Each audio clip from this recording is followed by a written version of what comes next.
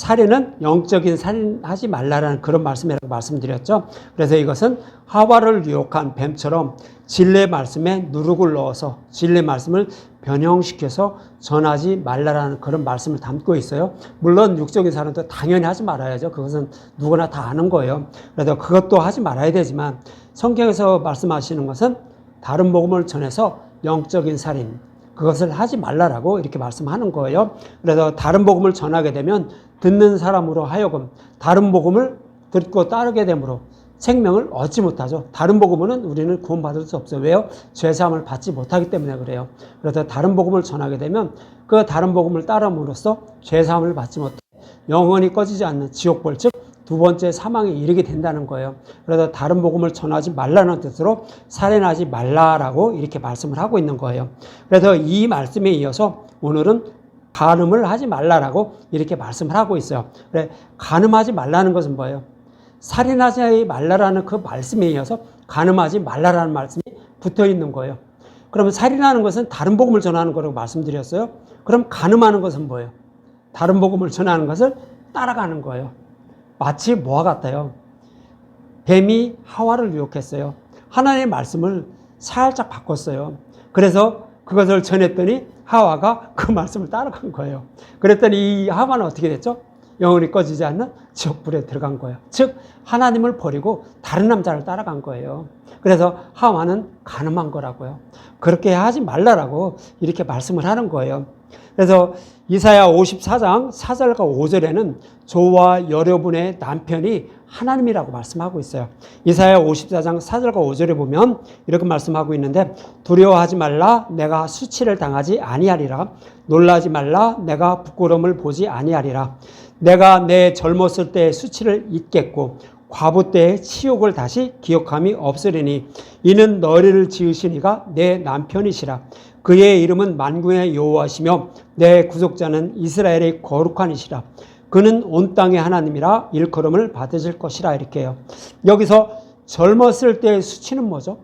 이스라엘 백성들이 젊었을 때의 수치, 애굽에 살아가는 그때 말하는 거예요. 그래서 여호수아인가요? 그때가 뭐 어떻게 했대요?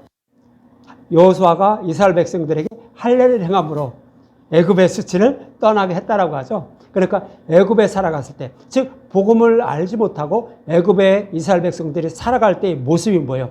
젊었을 때의 수치예요. 그것을 말하는 거예요. 그리고 나서 과부 때의 치욕은 뭐죠? 이스라엘 백성들을 유월절량으로 출애굽시켰어요. 남편이, 예수님이 남편이 돼서, 하나님이 남편이 돼서 약속의 말씀대로 출애굽시켜서 약속의 땅으로 인도해 줬어요. 그래서 그들에게 약속의 땅을 기업으로 줬어요. 그런데 이스라엘 백성들이 거기서 어떻게 했죠? 행음했어요. 다른 남자를 따랐다고요. 다른 복음으로 하나님을 섬겼다고요. 그래서 많은 선지자를 보내서 나에게로 돌아와, 복음으로 돌아와, 복음으로 돌아와, 즉 여호와께 돌아오라고 계속 말씀해 주셨어요. 그런데 그들이 돌아왔나요? 돌아오진 않고 성경에 기록된 말씀대로 하나님을 섬기는 것이 하나님의 뜻을 알고 율법으로 하나님을 섬겼어요. 그러니까 그것은 아니야 라고 하면서 유월절량의 죽음을 통하여 너희들을 구원하신 그 하나님을 믿으라고요. 복음으로 돌아오라고요. 그래서 이런 뜻으로 돌아오지 않는 그들을 바벨론 포로에 끌려가게 한 거예요. 이윤을 시켜버린 거라고요. 그것이 과부 때의 치욕이에요. 하나님이 이스라엘 백성들을 바벨론 포로에 끌려가게 하신 모습이 뭐예요? 너는 내 부인이 아니라는 거예요. 그래서 끌려가게 한 거예요. 다른 남자의 남편으로 살게 한 것이 바벨론 포로에 끌려가게 하신 모습이에요. 이 모습을 과부 때의 치욕이라고 말하는 거예요. 그렇지만 이제 하나님은 그들을 버리지 않는다는 거예요. 바벨론 포로에 돌아오게 하신다는 거예요. 그래서 내가 너희들의 남편이라고 이사야 54장 5절에는 그렇게 말씀을 하고 있는 거예요. 그래서 이스라엘 백성들을 바벨론 포로에 있는 자들을 유월절량의 죽음을 상징하는 고레스에 의해서, 고레스가 어떻게 하죠? 바벨론을 멸망시켜요. 그래서 고레스는 예수님의 십자가를 상징적으로 표현하고 있는 거예요. 사탄의 머리를 밟는 모습이라고요. 그리고 나서 고레스가 어떻게 해요? 칙령을 내리죠. 너희들 너희 땅으로 돌아가서 성전을 세우고 하나님을 섬기라고 하는 거예요. 예수님이 성전을 무너뜨린 것을, 마음의 성전을 세워주셔서 우리를 구원하실 모습, 남편이 되실 모습을 그렇게 모형으로 그려준 것이 고레스예요. 그래서 고레스가 바벨론을 무너뜨리고 그리고 나서 이스라엘 백성들을 이스라엘 땅으로 돌아가게 하는 그런 칙령을 내리신 거예요. 그래서 이스라엘 백성은 돌아와서 하나님의 신부가 되었던 거예요. 그리고 이스라엘 백성들의 남편이 된 게 누구예요? 야, 하나님이라고 이렇게 말씀을 하고 있는 거예요. 그래서 이스라엘 백성들이 구원받은 것은 뭐죠? 바벨론 포로에서 돌아온 것은 뭐예요? 십자가를 통해 돌아온 거예요. 애굽에 있던 이스라엘 백성들이 유월절 양의 죽음, 즉 십자가를 통하여 하나님의 백성이 된 것처럼 바벨론 포로에 있던 자들도 고레스에 의해서, 즉 십자가를 상징하는 고레스에 의해서 바벨론을 멸망시키고 결국 이스라엘 땅으로 돌아온 거라고요. 그래서 너희들의 남편은 하나님 거룩하신 이 하나님이라고 이렇게 말씀을 하고 있는 거예요. 그래서 이 복음의 말씀, 십자가를 떠나게 되면 어떻게 되는 거죠? 간음하는 거라고 이렇게 말씀을 하고 있는 거예요. 저와 여러분들도 마찬가지예요.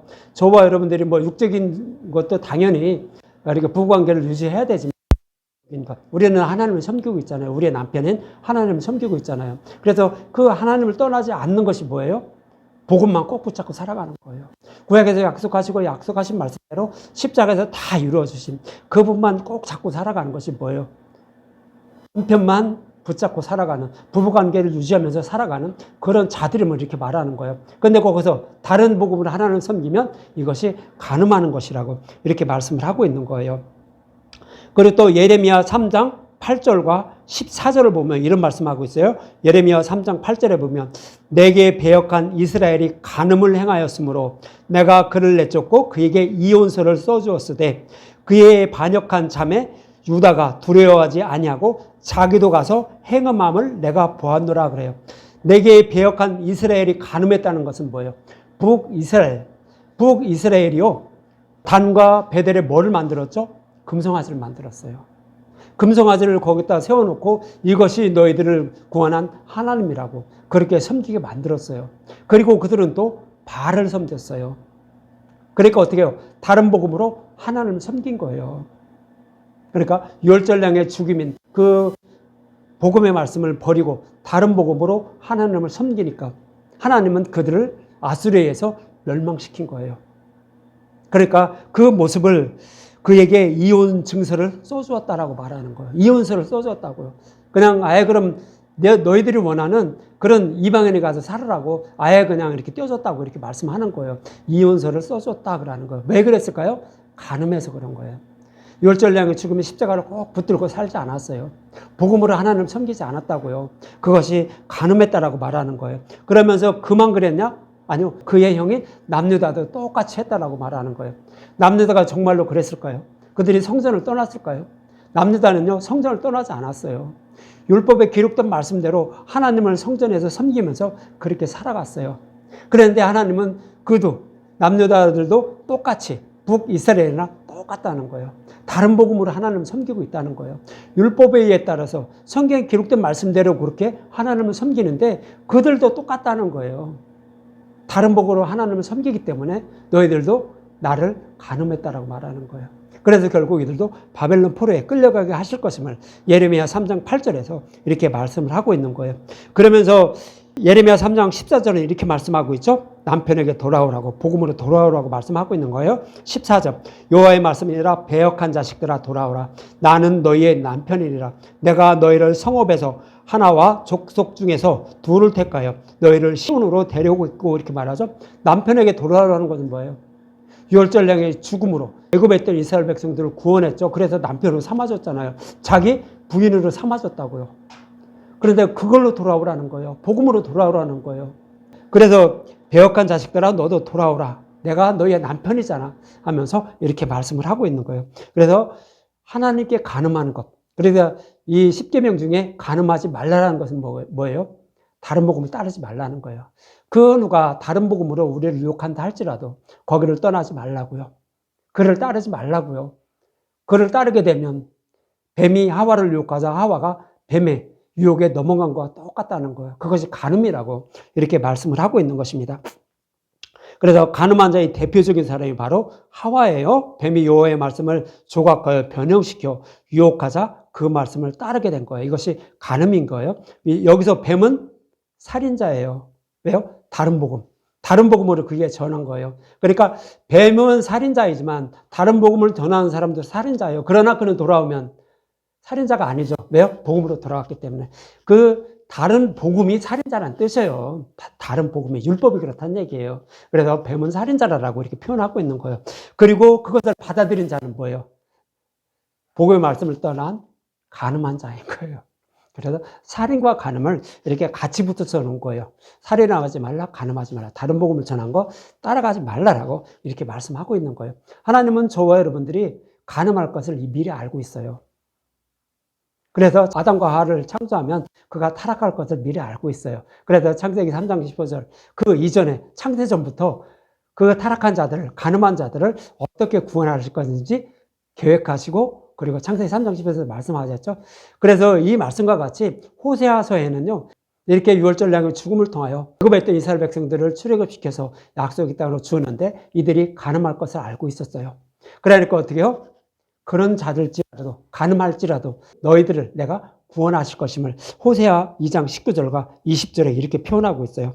호세아 2장 19절과 20절 내가 내게 장가들어 영원히 살 때 공의와 정의와 은총과 긍휼이 여김으로 내게 장가들며 진실함으로 내게 장가들리니 내가 여호와를 알리라 이렇게 말하죠. 그러니까 바벨론 포로에 끌려간 이스라엘 백성들, 애굽에 있던 이스라엘 백성들, 그런 자들을 다 십자가를 상징하는 진리의 말씀으로 그들을 돌아오게 해서 삼아 주신 것처럼 호세아서에서는 반드시 그들을 내 남편으로 삼아 주실 것임을 호세아서에도 이렇게 말씀을 하는 거예요. 그런데 내가 내게 장가든다는 거죠. 왜요? 공의와 정의와 은총과 긍휼을 여김으로. 그러니까 하나님이 약속하시고 약속하신 말씀을 이루어주지 않으면 어떻게 되죠? 하나님이 살아계심을 저와 여러분이 알 수 있을까요? 몰라요. 하나님이 살아계시니까 구약에서 약속하신 말씀대로 십자가를 통해 그대로 이루어준 거예요. 하나님이 살아계심을 알기 위해서 어떻게 한다고요? 이스라엘 백성들을 다시 내 백성으로 삼아주신다고요. 매일 간음만 하는 자들을 내 백성으로 삼아주신다라고요. 왜요? 하나님이 살아계심을 알게 하려고. 그리고 그들을 불쌍히 여겨서요. 그들을 내가 살려주지 않으면, 아내로 삼아주지 않으면 지옥불에 들어갈 수밖에 없으니까 사랑하는 내 백성들을 내 자녀로, 내 신부로 삼아주신다고요. 그래서 내가 내게 장가든다라고 이렇게 말씀을 하고 있는 거예요. 우리의 구원의 모습이에요. 저와 여러분들이 뭐를 해서 구원받는 게 아니라 하나님이 저와 여러분들을 불쌍히 여겨주는 거예요. 그래서 찾아오셔서 복음의 말씀을 깨달아 믿게 한다고요. 그래서 우리를 자신의 신부로 삼아주신다고요. 하나님이 그래서 저와 여러분들이 구원을 받는 거지 우리가 무엇을 해서 구원받지 않음을 내가 내게 장가든다라고 말씀하고 있는 거예요. 그러면서 20절 진실함으로 내게 장가들리니 그때야 이제 여호와인 줄 안다고요. 저와 여러분들에게 하나님이 찾아오셔서 복음의 말씀을 깨달아 믿게 하심으로 우리는 비로소 그때서야 하나님이 어떤 분인지 알게 된다고요. 그래서 호세아서에서는 그렇게 말씀을 하고 있는 거예요. 그래서 이 말씀대로요, 호세아서에서 그리고 구약에서 계속 이렇게 간음하는 자들을 어떻게 구원하실 것인지를 반복해서 말씀해 주고 있었는데 요한복음 8장에서는 어떻게 하죠? 현장에서 간음하다 잡힌 그 여자를 끌고 와서 서기관과 바리새인들이 예수님께 세워놓고 이 자를 어떻게 할 것인지 이제 묻게 되죠. 그 장면을 통하여서 또 너희들은 이런 자들이었지만 내가 너희들을 구원하기 위해서 이렇게 온 그 너희의 남편임을 이렇게 표현하고 있어요. 요한복음 8장 4절과 5절부터 볼게요. 요한복음 8장 4절과 5절. 예수께 말하되 선생이여 이 여자가 간음하다 현장에 잡혔나이다. 모세의 율법에 의하면 이러한 여자를 돌로 치라 명하였거니와 선생은 어떻게 말하겠나이까 이렇게 말하죠. 율법에 의하면 간음하면 어떡하죠? 돌로 쳐 죽이라고 되어 있어요. 레위기 20장 10절에 보면 누구든지 남의 아내와 간음하는 자 곧 그의 이웃의 아내와 간음하는 자는 그 간부와 음부를 반드시 죽일지라 이렇게 말해요. 간음하는 자는 여자와 남자 이런 거 가리지 말고 무조건 죽이라고 이렇게 율법에는 기록이 되어 있어요. 그래서 서기관과 바리새인들은 율법을 너무나 잘 알고 있죠. 그러니까 율법에 의하면 이런 자는 반드시 죽이라고 했는데 어떻게 할까요? 예수님께 물어보는 거예요. 이 얘기는 어떤 의미에서 말씀하고 있는 거예요? 예수님이 이렇게 매일 간음하고 있는 저와 여러분들, 서기관과 바리새인들이 바로 간음하는 자들이에요. 왜요? 다른 복음 하나님을 섬기고 있잖아요. 유월절 양의 죽음을 통하여 그들을 인도해서 하나님의 백성으로 삼아주셨는데 그 복음의 말씀을 떠나서 율법으로 하나님을 섬기고 있는 자들이 뭐예요? 서기관과 바리새인들이잖아요. 간음하고 있는 자들이에요. 그런데 그들에게 너희들이 바로 간음하는 자야. 너희들과 같은 자를 내가 구원하러 왔어 하는 의미에서 이렇게 요한복음 8장에서는 그렇게 말씀을 하고 있는 거예요. 그러면 이어지는 6절과 8절을 한번 보죠. 6절과 8절, 요한복음 8장 6절과 8절. 그들이 이렇게 말함을 고발할 조건을 얻고자 하여 예수를 시험함이라.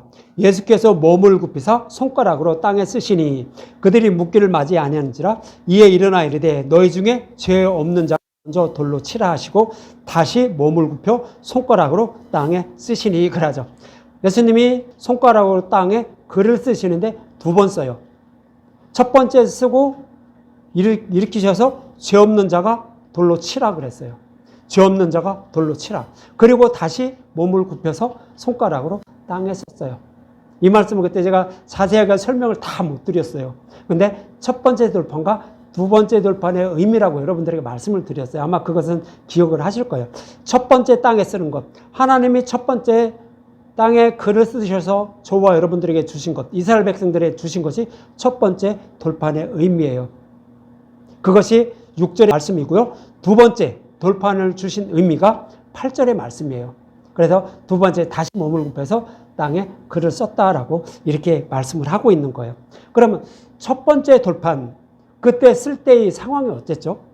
이미 하나님은 시내산에서 율법을 주실 것을 이미 말씀하고 있으면서 출애굽기 15장부터 이 율법으로 하나님을 섬기려고 하지 마라. 이것은 너희들 못 먹는 거야. 쓴물이야. 라고 하면서 어떻게 했어요? 십자가를 통하여 율법을 내가 복음으로 바꿔줄 거야. 이렇게 해서 너희들 구원할 거야. 알았지? 그거 잊지 마. 라고 하면서 15장부터, 출애굽기 15장부터 반복해서 설명해 주었어요. 그리고 나서 10장에 가서 그들에게 십계명을 줬어요. 근데 십계명을 주는데 하나님이 시내산에 강림하셔서 이렇게 말씀하시기 이전부터 이스라엘 백성들은 어떻게 했죠? 십계명 주시면 까짓거 내가 다 지킬게요. 이렇게 서약을 해버렸어요. 그리고 나서 이제 십계명을 주시죠. 서약한 장면이 19장 7절과 8절이에요. 모세가 내려와서 백성의 장로들을 불러 여호와께서 자신에게 명령하신 그 모든 말씀을 그들 앞에 진술하니 백성이 일제히 응답하여 이르되 여호와께서 명령하신 대로 우리가 다 행하리이다. 모세가 백성의 말을 전하매 이렇게 말하죠. 그러니까 하나님은 분명히 이거 율법 너희들 못 지키는 거니까 내가 십자가에서 율법을 복으로 바꿔줄 거야. 이것으로 하나님을 섬기는 거야. 그래야만 너희들 구원받을 수 있어. 약속의 땅에 들어갈 수 있어. 라고 가르쳐주고 율법을 주는 거예요. 그런데 이스라엘 백성들은 그것도 모르고 어떻게 해요? 그 율법 내가 다 지켜버릴게요. 까짓거 못해요 하면서 다 지킨다고 서약을 해버려요. 근데 하나님은 이거 이스라엘 백성들이 못 지킬 거 모를까요? 이미 다 알고 계세요. 이미 다 알고요. 이제 율법을 복으로 바꿔준 것이 이제 두 번째 돌판이에요. 그래서 이스라엘 백성들이 이렇게 하고 20장 가서 지금 이제 십계명을 말씀하고 있죠. 그것을 줬어요. 그리고 나서 십계명을 다 준 다음에 바로 이어서 20장 18절과 19절에 가면 요 하나님이 그렇게 말씀하시는 거 두려워 떨었다고 해요. 그러면서 백성들이 어떻게 해요? 두려워 떨어서 모세를 보내서 네가 가서 말씀 다 듣고 와. 그럼 내가 그렇게 해서 전해주면 내가 그거 다 지킬게. 이렇게 했다는 거예요. 이 얘기는 뭐예요? 율법을 못 지킨다고요. 율법을 백성들이 못 지킴을 이렇게 말씀하고 있었다는 거예요. 그래서 백성들이 두려워 떨어서 모세를 중보자로 이렇게 보내는 모습을 신명기 5장 27절에서 29절에 이렇게 표현을 하고 있어요. 신명기 5장 27절에서 29절. 당신은 가까이 나아가서 우리 하나님 여호와께서 하시는 말씀을 다 듣고 모세를 보내는 거예요. 모세 가까이 가라는 거예요. 다 듣고 우리 하나님 여호와께서 당신에게 이르시는 것을 다 우리에게 전하소서. 우리가 듣고 행하겠나이다 하였느니라. 그러니까 십계명을 직접 우리가 다 지킬 수가 없다는 거예요. 지킬 수 있는 방법은 뭐다? 모세처럼 중보자가 가서 하나님의 말씀을 듣고 그것을 율법을 복음으로 바꿔주면 우리는 다 지킬 수 있다는 거예요. 그래서 백성들은 중보자를 원했다는 거예요. 그래서 그 말씀대로 모세가 다 듣고 이제 백성들에게 전하게 돼요. 그래서 28절에 보면 하나님은 이런 말씀을 하시는 거예요. 여호와께서 너희가 내게 말할 때에 너희가 말하는 소리를 들었다고요. 백성이 두려워 떨어서 모세를 중보자로 내세운 그것을 하나님이 들었다고요. 그러면서 여호와께서 내게 이르시되 이 백성이 내게 말하는 그 말소리를 내가 들은즉 그 말이 다 옳다고요. 하나님이 그래 그렇지. 너희들이 율법 못 지키지? 그래도 중보자 원하는 거 맞지? 그래 그 말이 맞아 라고 하나님도 그렇게 말씀했다는 거예요. 그래서 29절에 보면 다만 그들이 항상 이 같은 마음을 품으라고요. 저와 여러분도 하나님이 주신 율법을요 다 지킨다고 자신 있다라고 이거 하지 말라는 거예요. 우리는 절대 지키지 못해서 예수님을 보내서 약속하신 대로 메시아를 보내서 그분이 우리의 죄를 다 대속해 주시옵소서. 그럼 제가 정하겠나이다라는, 내가 어렵게 되겠나이다라는 그런 마음을 항상 품으라고요. 그래서 하나님께 잘 보여서 구원받으려고 생각하지 말고 다 예수님이 십자가에서 우리의 모든 죄를 대속해 주심으로 우리는 어렵게 되었다는 것을 그거 잊지 말라라고 하는 거예요. 그래서 하나님은 다만 그들이 항상 이 같은 마음을 품어 나를 경외하며, 그러니까 율법을 지키려고 하는 것이 하나님을 경외하는 거예요? 아니면 복음을 믿으려고 하는 것이 하나님을 경외하는 거예요? 복음을 믿는 거잖아요. 하나님이 이렇게 말씀하시잖아요. 그래서 이 같은 마음을 품어 나를 경외하며 내 모든 명령을 지켜서, 그렇죠. 율법을 다 지키는 방법은 뭐예요? 복음을 믿는 방법밖에 없는 거예요. 내가 머리에서 율법을 다 지키는 거 아니라고요. 항상 이 같은 마음을 품어야, 중보자를 원하는 마음을 품어야, 십자가를 붙잡는 마음을 품는 것이 하나님을 경외하고 모든 명령을 지키는 거예요. 율법을 지키는 거라고요. 그래서 그들과 그 자손이 영원히 복을 받기 원한다고요. 구원받기를 원한다고요. 그래서 십자가만 꼭 붙잡고 살아가는 것이 구원의 복을 받는 것임을, 하나님을 경외하고 율법을 다 지켜서 구원받는 것임을 이렇게 신명기 5장 29절에도 27에서 29절에도 이렇게 말씀하고 있었던 거예요. 그래서 어떻게 해요? 첫 번째 돌파는 어떻게 돼요? 그러면 깨져야 되잖아요. 그죠? 첫 번째 돌파는 살아있으면, 이스라엘 백성이 그것을 다 지킨다고 했는데 그것이 살아있으면 어떻게 될까요? 우리는 그 율법을 다 지켜야 되는 거예요. 예수님도 필요 없는 거예요. 첫 번째 돌판이 남아있다면. 그렇죠? 그런데 하나님은 그거 못 지킴을 알고 중보자를 원하는 것을 하나님은 그게 맞잖아 라고 이렇게 말씀하신 거예요. 예수님은 자기의 신부들 될 사람들이 그렇게 율법을 다 지킨다고 약속한 거, 서약하신 거 하나님이 안 들었을까요? 예수님이 안 드셨을까요? 다 들었어요. 그러니까 하나님은 그것을 파기해버리는 거예요. 너희들이 이거 못 지켜. 내가 알아. 알았지? 그래서 내가 너희들 율법을 다 지킨 자로 만들어줄 거야. 알았지? 라는 그런 의미로 이렇게 신명기에서 말씀하고 있는데, 실제적으로 첫 번째 돌판을 가지고 내려올 때 모세는 어떻게 했죠? 출애굽기 32장 19절에 진 가까이 이르러 송아지와 그 춤추는 것들을 보고 크게 놓아요. 손에서 그 판을 산 아래로 던져 깨뜨렸다고요. 그 산 밑에서는 그 모세가 내려오기도 전에 벌써 금송아지를 만들었죠. 그러니까 십계명을 지키지 못한다는 뜻이에요. 그래서 어떻게 해요? 그 첫 번째 돌파, 그 십계명을 깨버리는 거예요. 누가 깨는 거예요? 모세가 깨죠. 우리의 남편이신 예수님이 깨는 거예요. 우리를 사랑해서 이것은 지키지 못함을 아시고 그냥 깨버리는 거예요. 하나님이 저와 여러분들을 사랑하시기 때문에 그것을 아예 예수님이 깨버리는 거예요. 그래서 우리를 두 번째 돌판을 주셔서 우리를 구원해 주시는 거예요.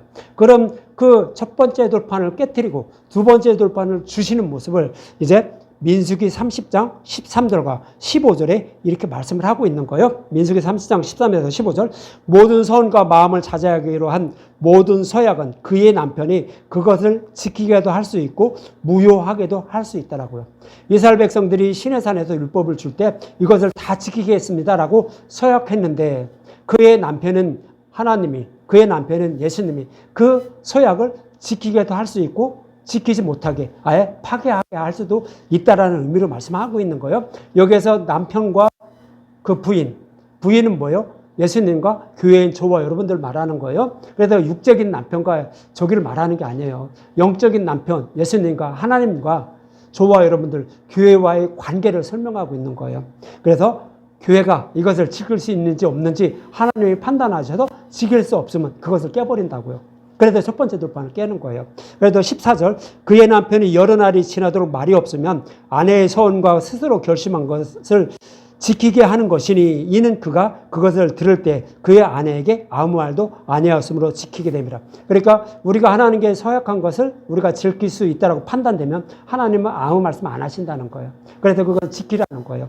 그러나 15절, 그러나 그의 남편이 들은 지 얼마 후에 그것을 무효하게 하면 그의 아내의 죄를 담당할 것이라. 그런데 내 신부가 될 사람이 하나님께 서약을 했는데 그것을 지키지 못한다는 것을 남편이 알게 됐어요. 그러면 그것을 파기한다고요. 남편이 파기할 수 있다고요. 그러나 그렇게 파기하게 되면 그 죄를 누가 담당한다고? 남편이 담당한다고요. 그래서 하나님은 이스라엘 백성들이, 저와 여러분들이 율법을 지키지 못함을 이미 알고 있어요. 그래서 첫 번째 돌판을 깨버리는 거예요. 하나님이 깨버린 거예요. 그래서 모세는 돌판을 던져서 첫 번째 돌판을 깬 거예요. 그러면 이 죄는 누가 담당하는 거예요? 우리의 남편은 하나님이 담당하는 거예요. 그래서 결국 누가 오시는 거예요? 약속의 말씀대로 예수님이 오시는 거예요.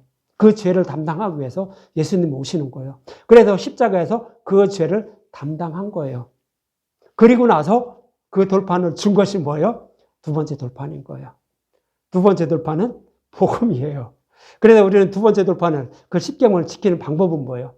나를 이렇게 율법을 지키지 못하는 자를 구원해 주신 그 하나님, 그 예수님, 우리의 남편, 그를 배반하지 않는 거예요.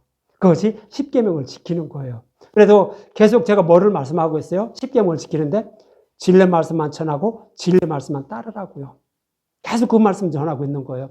그것이 뭐예요? 남편을 간음하지 않는 거예요. 그래서 이렇게 말씀을 하고 있는 거예요. 그래서 예수님이 땅에 몸을 굽혀 손가락에 땅을 쓰시는 것은 첫 번째 돌판을, 예수님 우리가 지키지 못함을 아시고 깨트린 거, 이거 기억을 하라고요. 그래서 죄 없는 자가 돌로 치라 말하는 거예요. 그러면서 두 번째 돌판을 준 거, 이거 기억을 하라는 거예요. 그것이 뭐예요? 간음하지 않는 거라는 거예요. 두 번째 돌판으로 우리를 구원해 주신 거, 십자가를 통하여 우리를 율법을 다 지킨 자로 여겨주시고 구원해 주신 거, 이거 잊지 않는 게 간음하지 않는 거라고요. 그것을 잊는 게 뭐예요? 그것을 잊는 것은 다른 복음을 따르는 거예요. 이게 간음이라고요. 그럼 간음은 누가 간음한 거예요? 현장에서 육적인 간음하다 잡힌 여자가 간음한 거예요? 아니면 다른 복음으로 하나님을 섬기는 그런 자들이 간음한 거예요? 서기관과 바리새인들이잖아요. 서기관과 바리새인들은 복음을 배척한 거예요. 그리고 다른 복음 하나님 섬기고 있다고요. 그들이 간음한 거라고. 예수님은 그렇게 요한복음 8장에서 그렇게 말씀을 하고 있는 거예요. 지금 너희들이 간음하고 있는데 왜 육적인 간음한 이런 자를 데리고 와서 왜 죽이냐 많이 율법에 의해서 이렇게 정죄하고 있냐는 거죠. 그것은 아니라는 거예요. 그래서 영적인 간음, 복음을 떠나서 하나님을 섬기는 자들이 이렇게 간음하고 있는 것임을 이렇게 요한복음 8장에서 말씀을 하고 있는 것입니다.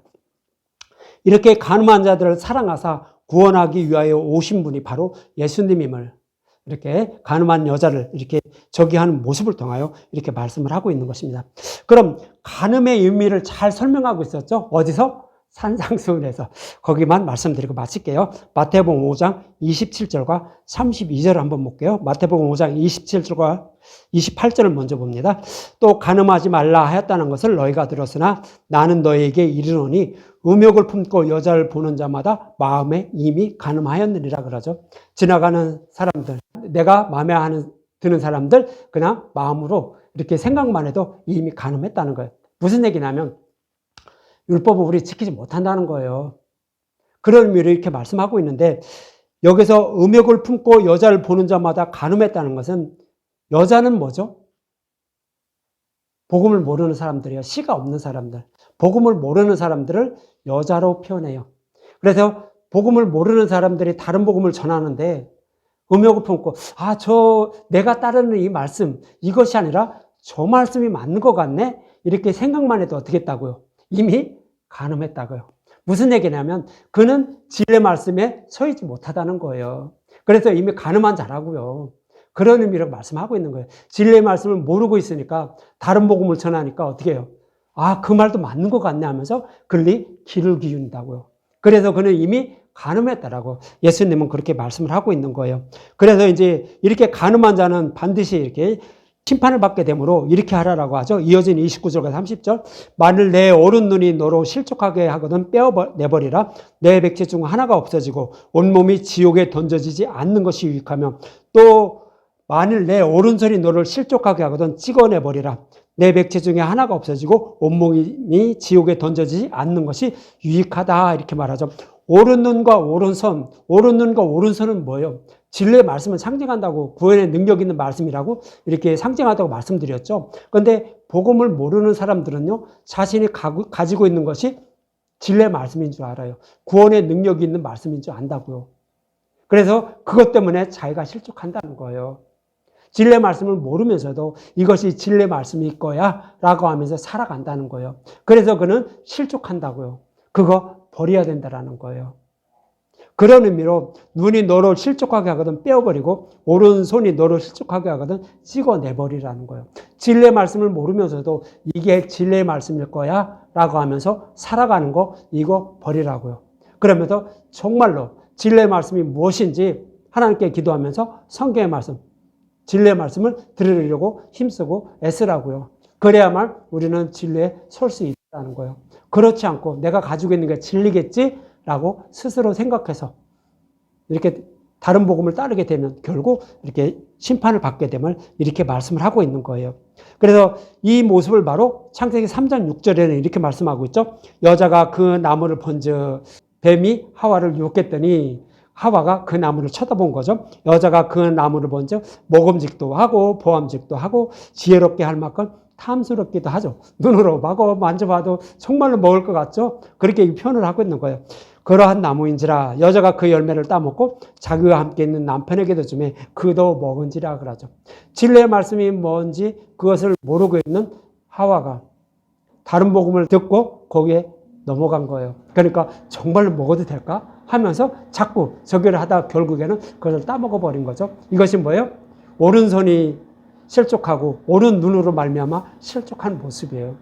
그래서 복음을 모르는 그런 상태를 이렇게 표현하고 있는 거예요. 그렇게 되면, 그렇게 해서 실족하게 되면 반드시 심판받게 되면 이렇게 말씀을 하고 있죠. 그래서 결국은 뭐예요? 다른 복음을 따르려고 하지 말라라는 의미로 이렇게 말씀하고 있는 것입니다. 그러면서 이어지는 마태복음 5장 31절에 이렇게 말씀하고 있어요. 또 일러스되 누구든지 아내를 버리려거든 이혼 증서를 줄 것이라 하였으나 무슨 얘기냐면 율법에는요. 자기 부인이 조금 뭐를 잘못하면 이혼 증서를 써서 내보내라고 했어요. 다른 남자에게 시집가라고. 먹고 살게 하라고. 그렇게 기록이 되어 있어요. 이것은 신명기 24장 1절에서 4절의 말씀을 인용한 거예요. 근데 이 신명기의 말씀, 이렇게 이혼 증서를 써주라는 그 의미를 모르고 문자적으로 보니까 어떻게 해요? 육적으로 그 부인이 뭐를 아내가 잘못하면 그냥 이혼 증서를 써서 내보냈던 거예요. 그 뜻이 아니었는데 그렇게 행하니까 예수님이 이렇게 말씀하는 거예요. 24장 1절과 2절에 보면 신명기 24장 1절과 2절 사람이 아내를 맞이하여 데려온 후에 그에게 수치되는 일이 있음을 발견하고 그를 기뻐하지 아니하면 이혼 증서를 써서 그의 손에 주고 그를 자기 집에서 내보낼 것이요 그 여자는 그 집에서 나가서 다른 사람의 아내가 되려니와 이렇게 말하죠. 처음으로 여자를 데려와서 함께 아내로 삼아서 함께 살았는데 수치를 당하는 일, 그러니까 남편의 뭐와 맞지 않은 거죠. 그러면 그를 이혼 증서를 써서 내보내라고 이렇게 한 거예요. 이 얘기는 뭐예요? 모든 인류는요, 모든 교회는 처음에 예수님을 만나기 이전에는 율법이라는 신랑을 맞이하게 돼요. 이것이 갈라디아서 4장 1절과 2절이에요. 내가 또 말하노니 유업을 이을 자가 모든 것의 주인이나 어렸을 동안에는 종과 다름이 없어서 종과 다름이 없다는 것은 율법에 갇혀 있다는 얘기예요. 율법에 속해 있다는 얘기예요. 그 아버지가 정한 때까지 후견인과 청지기 아래에 있나니 뭐예요? 처음에는 모든 인류는 다 율법 속에 갇혀 있다. 죄에 갇혀 있다. 그러니까 율법이라는 남편과 살고 있다는 거예요. 그래서 그렇게 살고 있는데 거기서 수치되는 일이 발견돼요. 이 얘기는 뭐예요? 율법을 지키면서 내 아내가 같이 살아가야 되는데 이제 어느 정도 살다 보니까 이 신부가 이 교회가 난 이거 율법이라는 신랑과 살 수가 없네. 왜? 나는 율법을 항상 지켜야 되는데 못 지키네 하면서 그럼 죄를 범할 수밖에 없는 나를 메시아를 통해 우리를 구원해 주신다는 그런 약속이 있는데 이 남편에게로 가야만 어떻게 해요? 자기가 그 모든 죄를 사함받게 되는 것을 알게 되겠죠. 그것이 수치되는 일이에요. 그러니까 율법에 갇혀서 율법이라는 것을 잘 지키면서 살다가 이거 못 지키는구나 하면서 어떻게 해요? 복음의 말씀을 점차 알기 시작하는 거예요. 이것이 수치되는 일이에요. 그러면 이혼 증서를 써서 얼른 복음의 남편으로 보내주라는 얘기예요. 다시 말씀드리면 처음에는 율법에 이렇게 그 후견인과 청지가 아래에 있다가 이제 복음의 말씀 먹기 시작하면 어떻게 돼요? 점점 믿음에 이르게 되는 모습을 그려준 거예요. 그럼 믿음에 이르게 되면 누구의 남편이 되죠? 누구의 신부가 되죠? 복음의 신부가 되는 거예요. 그렇게 하라는 의미로 이렇게 신명기 24장에서는 뭐 이혼 증서를 써주라는 말씀을 그런 의미로 이렇게 말씀해 주신 거예요. 그런데 유대인들은 문자 그대로 보고 어떻게 해요? 그냥 수치되는 일이라면 이혼 증서 써서 내보내라고 했던 거예요. 그래서 이 말씀을 아무리 설명해도 이해를 하지 못하니까 모세를 통하여 이렇게 기록해서 율법에 기록해서 주라고 했다고 예수님도 그렇게 말씀하고 있는 거예요. 그러면서 이어지는 신명기 24장 3절과 4절에 이렇게 말씀하고 있어요. 그의 둘째 남편도 그를 위하여 이혼 증서를 써서 그의 손에 주고 그를 자기 집으로 돌려보내거나 또는 그를 아내로 맞이한 둘째 남편도 죽었다 하자. 무슨 얘기예요? 복음으로 왔는데 이 여자가 교회가 저와 여러분이 복음의 말씀이 뭔지도 모르고 있어요. 그러니까 어떻게 돼요? 남편에게도 둘째 남편에게도 미움을 받죠. 왜요? 복음을 모르니까. 남편에 대해서 모르니까 미움을 받는 거예요. 그리고 남편이 죽었다는 것은 뭐예요? 아예 그 복음의 그 의미를 모르고 그냥 나는 복음을 믿고 있다라는 그런 의미로 이렇게 살아가고 있다는 거예요. 그래서 그 여자는 이미 몸을 더럽혔다는 거죠. 그를 내보낸 전 남편이 그를 다시 아내로 맞이하지 말지니 이 일은 여호와 앞에 가증한 것이라 너는 내 하나님 여호와께서 내게 기업으로 주신 땅을 범죄하게 하지 말지니라 그러는 것. 그래서 무슨 얘기냐면 이렇게 율법에 갇혀있다 복음으로 왔는데 복음으로 왔다 할지라도 복음을 내가 모른다 할지라도 이 복음을 떠나지 말라는 거예요. 이 복음을 떠나게 되면 어떻게 된다고요? 구원받지 못한다는 거예요. 그래서 다시 전 남편에게라도 돌아가지 말고 이렇게 낳은 그 여자와 결혼도 하지 말라라고 이렇게 말씀을 하고 있는 거예요. 그래서 복음만이 우리의 생명을 구원할 수 있지 그렇지 않으면 우리의 생명은 구원받지 못함을 이렇게 신명기에서도 말씀하고 있는 거예요. 이러한 의미로 신명기에서는 이혼에 대해서 말씀하고 있는데 예수님은 마태복음 5장 32절에 이렇게 말씀을 하고 있는 거예요. 32절 나는 너에게 이르노니 누구든지 음행한 이유 없이 아내를 버리면 이는 그로 간음하게 하며 또 누구든지 버림받은 여자에게 장가드는 자도 간음합니다 그러죠. 음행한 이유 없이 아내를 버린다? 버릴 수가 있을까요?